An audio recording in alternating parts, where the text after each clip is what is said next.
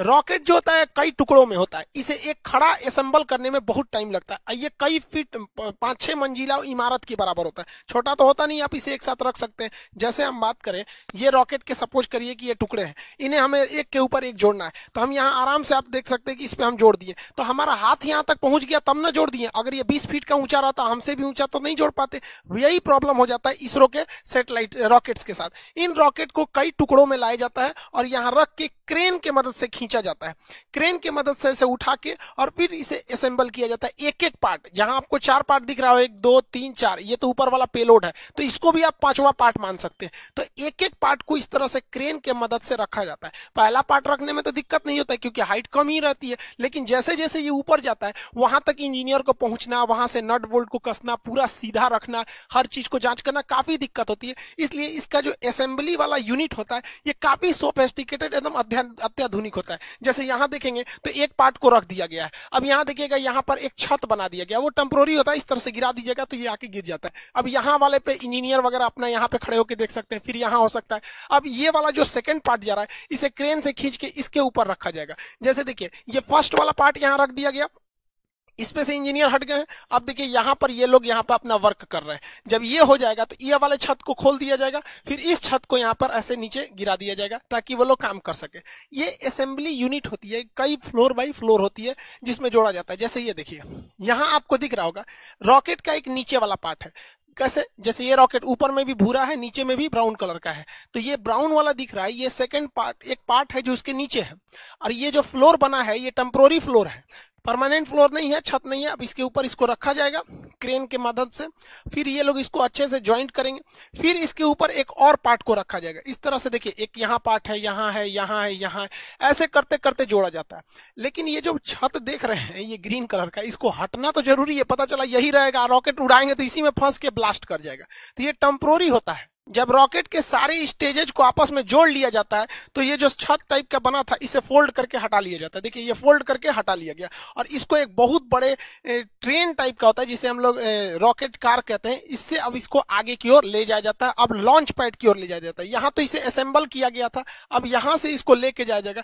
ये था आपका असेंबली रूम। ये देखिए, ये सारे छत के पार्ट्स थे, अलग अलग थे, ये ऐसे खुल गए हैं। अब इसको इसी के मदद से लाया जाएगा। इसके अंदर ये असेंबल किया जा रहा था लेकिन वहां से लॉन्च नहीं किया जाएगा, इसके मदद से, इस कार के मदद से यहाँ लाके फिर इसमें इसको अटैच करके रखा जाएगा इस लॉन्च पैड में। इसरो के पास अभी फिलहाल में 2-2 लॉन्च पैड है। एक लॉन्च पैड से हो नहीं पाता था, इसलिए इसरो जो थी अपने असेंबली लाइन को, जैसे यहाँ देखिए एक असेंबली यूनिट यहाँ था, एक नया यहाँ बना दिया गया, 2-2 असेंबली यूनिट ले आके और लॉन्च पैड 2-2 रखे गए ताकि ले आने में दिक्कत ना हो, जल्दी से जल्दी और ज्यादा से ज्यादा मात्रा में सैटेलाइट को लॉन्च किया जा सके। इसरो के 2-2 लॉन्च पैड है, एक की असेंबली लाइन लॉन्च पैड के काफी करीब है और वहीं दूसरे की असेंबली लाइन देखिएगा तो लॉन्च पैड से काफी दूरी पर है। ये जो इसका जो सैटेलाइट कैरिंग कार होता है ये ट्रेन की पटरी पर चलता है, बहुत ही भयानक इसका लोड रोकने की क्षमता होती है, बहुत धीमी गति से लेकिन ये आगे बढ़ता है। बहुत तेज गति से आएंगे तो ये डिसबैलेंस होकर गिर जाएगा। रॉकेट की एक सबसे बड़ी समस्या है कि जब ये उड़ता है तो इसके नीचे से इतना थ्रस्ट निकलता है और इतना आग निकलता है कि ये रॉकेट खुद ही जल जाएगा, इतना ज्यादा मात्रा में रहता है। इसलिए इसमें थ्रस्ट निकलने के लिए नीचे एक कैनाल बना दिया जाता है, गड्ढा, और यहाँ देखेंगे तो यहाँ आपको सुराख मिलेगा, छेद। तो इससे जब रॉकेट का जो आग निकलेगा वो नीचे चला जाएगा और ये इस साइड से आग निकलेगा। नहीं, अगर ये छेद नहीं बनाएंगे या ये गड्ढा नहीं बनाएंगे तो यहीं पर इतना आग लग जाएगा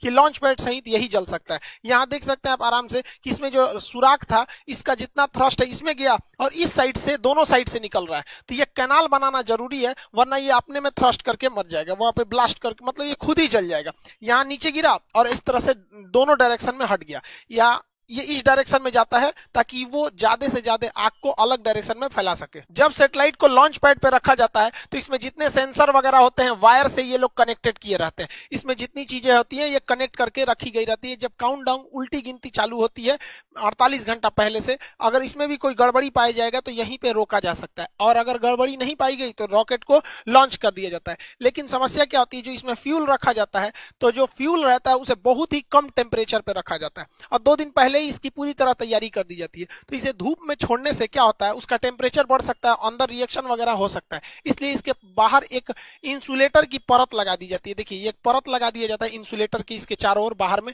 ताकि जो फ्यूल है वो हीट उस पर ना मिल सके। और जब ये लॉन्च करता है तो यही टुकड़ा नीचे गिरने लगता है। तो आप जब भी देखेंगे सैटेलाइट लॉन्च करते समय ये टुकड़े बाहर गिरते रहते हैं, ये फ्यूल को रोकने के लिए इंसुलेटर होता है जो हीट को अंदर जाने नहीं देता है। रॉकेट जब जमीन से ऊपर जाता है तो ये न्यूटन के तीसरे नियम पे काम करता है, ये थ्रस्ट धकेलता है और ये ऊपर जाता है। लेकिन आपको पता है कि पृथ्वी का अपना गुरुत्वाकर्षण क्षमता होती है, ये किसी चीज को अपनी ओर खींचती है। आप पृथ्वी से जितना ज्यादा करीब रहेंगे वो उतना ज्यादा खींचेगा। इसलिए रॉकेट को सबसे ज्यादा ताकत की जरूरत होती है तब जब वो जमीन छोड़ रहा होता है, क्योंकि वो पृथ्वी के करीब है। आप पृथ्वी को छोड़ के ऊपर जाएंगे या नीचे जाएंगे, जी की वैल्यू घटती है। ये फिजिक्स के चैप्टर में पढ़ाए थे हम आपको, गुरुत्वाकर्षण वाले चैप्टर में।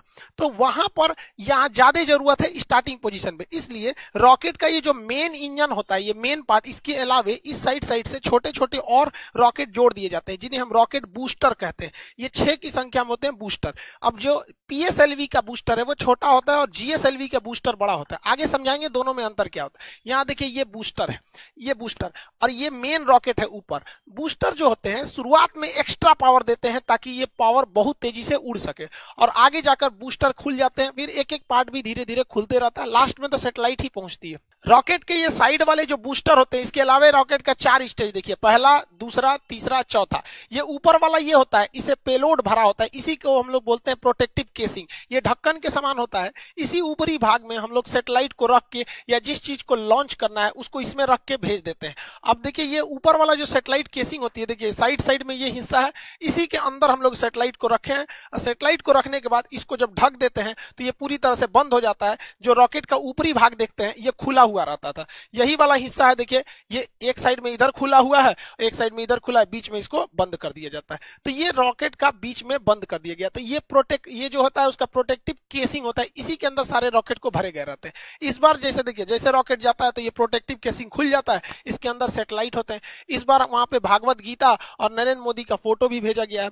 नरेंद्र मोदी का फोटो इसलिए भेजा गया कि जैसे ही मोदी जी 2014 में शपथ लिए थे तब भी उन्होंने सार्क की मीटिंग में कह दिया था कि इसरो सार्क देशों के लिए एक सैटेलाइट लॉन्च करेगी। पाकिस्तान बाद में उसमें से अलग हो गया। तो मोदी जी की विजनरी में इसरो का काफी ज्यादा योगदान रहा, मतलब वो इस साइंटिफिक चीजों को काफी आगे बढ़ाते हैं, इसलिए इसरो ने इनकी तस्वीर को अंतरिक्ष में भी भेजा था। और भागवत गीता को तो शांति का एक संदेश के रूप में, कि भागवत गीता एक तरह का क्या है, मतलब कई तरह के जो सांसारिक सवाल होते हैं उनको, उनका एक उसमें जवाब एक तरह से कर लीजिए। जैसे मान के चलिए कुछ लोग कहते हैं कि हमारा जीवन बहुत कष्टमय हो गया है, भाग साथ नहीं दे रहा है, नसीब साथ दे रहा है। उन लोगों को कहते हैं कि भाई साहब कभी फुर्सत मिले ना तो भागवत गीता में कर्ण की जीवनी पढ़ लीजिएगा।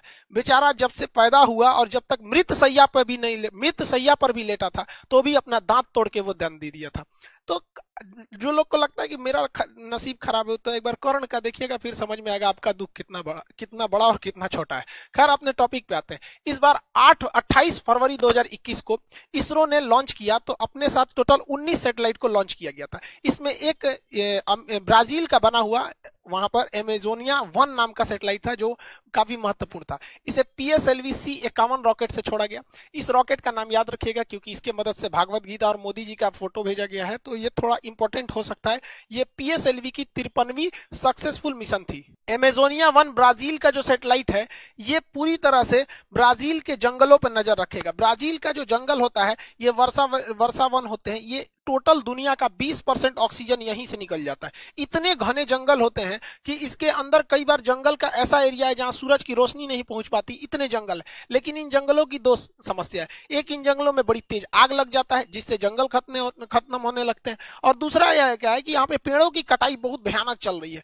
पेड़ों की कटाई तो भाई साहब पूरी दुनिया में चल रही है, हर जगह पेड़ काटे जा रहे हैं, और जिस रफ्तार से पेड़ों की कटाई चल रही है वह दूर नहीं जब हरियाली के नाम पे केवल लड़कियां बच जाएंगी। तो इसके लिए जो ब्राजील है वो एमेजोनिया 1 नाम का सैटेलाइट लॉन्च कर रहा है ताकि वो अपने जंगलों पर नजर रख सके। भैया जरूरी भी है, पूरी दुनिया का फेफड़ा कहा जाता है ब्राजील के जंगलों को। इसमें 19 सैटेलाइट थे जिसमें एक एमेजोनिया 1, दूसरा महत्वपूर्ण था सिंधु नेत्र। ये भारत ने छोड़ा था। ये समुद्री क्षेत्र पर निगरानी के लिए किया गया क्योंकि घुसपैठ वगैरह न हो। आप याद कीजिए अजमल कसाब जैसे जो घुसपैठ हुए थे छोटे मोटे जहाजों से, इस वजह से वो समुद्री एरिया में किसी भी संदिग्ध जहाजों पर इस सैटेलाइट से नजर रखा जा सकता है, क्योंकि वो जो टेररिस्ट वगैरह जो घुसते हैं या स्मगलर जो ड्रग्स वगैरह का करते हैं, उन्हें लगता है कि नहीं यहाँ से तो कोई मतलब नौसेना की जहाज नहीं है, तो कितना बेहतरीन कोऑर्डिनेशन हो जाएगा। जैसे मान के चलिए नौसेना ने कहा कि भैया इस एरिया में मेरी जहाज नहीं है, तो सैटेलाइट से उस एरिया पे ज्यादा नजर रखा जाएगा, और जिस एरिया में नौसेना अभी पेट्रोलिंग पे है तो उस एरिया की सैटेलाइट पे उतना फोकस नहीं किया जाएगा। लेकिन इसरो जो है, इंडियन स्पेस रिसर्च ऑर्गेनाइजेशन, इसका काम केवल है कि रॉकेट बनाओ